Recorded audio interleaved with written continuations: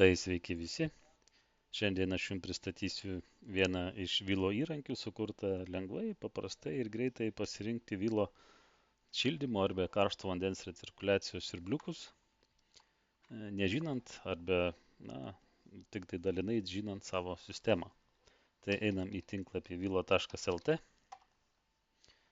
einam į Solutions Finder, einam į siurblio matmenų apskaičiavimas ir mes jau esam šitam įrankį.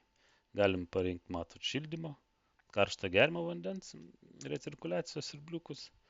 Tai jeigu žinom debitą ar slėgį, turim projektą, ten parašyta, koks debitas slėgis reikalingas, tai galim tiesiog tos skaičius įvesti.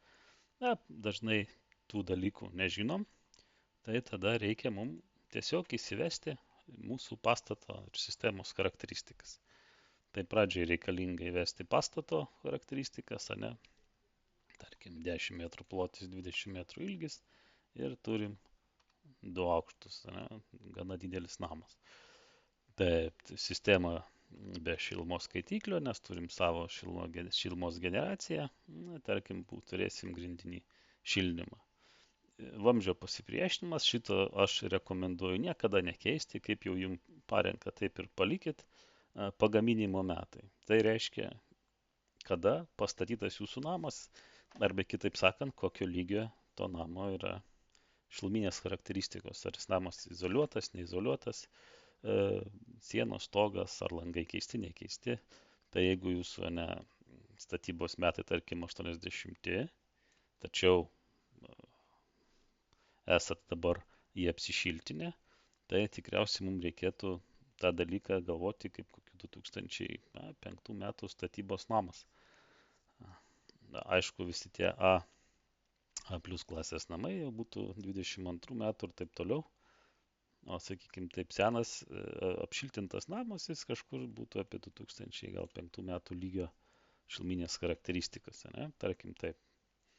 Temperatūrų skirtumą irgi rekomenduoju palikti, nes automatiškai pasikeičia, jeigu pasikeičiam iš grindinių šildymo į radiatorių. Viskas. Visos duomenys, šitos duomenys jau tikrai žinot savo pastato ar charakteristikų sistemos ir spaudžiam ieškoti tinkamų siurblių.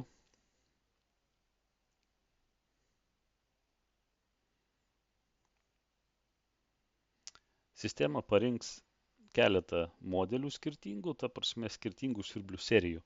Iš vienos ir tos pačios serijos bus parenkamas tik tai vienas ir vienintelis siurblys. Beje, dar ką turiu atkreipdėmėsi, matot, automatiškai debitą ar slėgį užpildė sistemą, kai mes sudėliojom šitos visus dydžius. Taip, tai mums iš tikro siūlo netgi 4 variantus, 4 skirtingų serijų siurbliukus.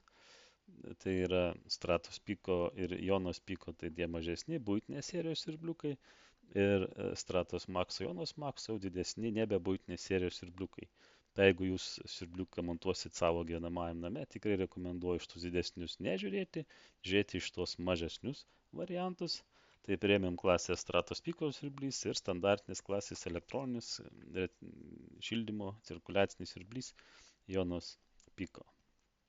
Jeigu norit, galit šitos dalykus įsivesti pridėti prie palyginimo, paspaudus šitą